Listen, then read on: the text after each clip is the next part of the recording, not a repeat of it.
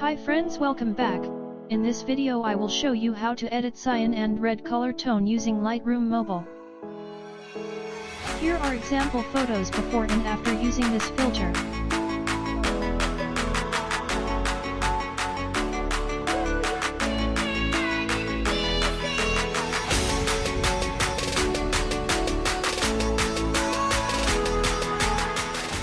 Let's start editing.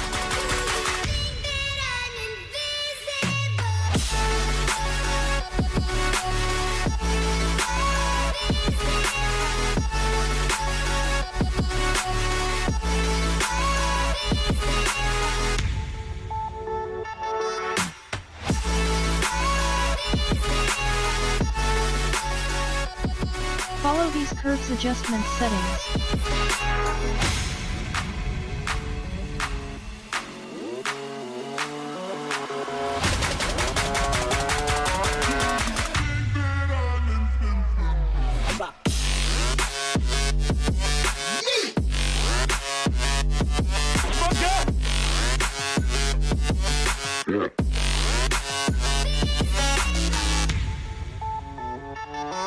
Yeah.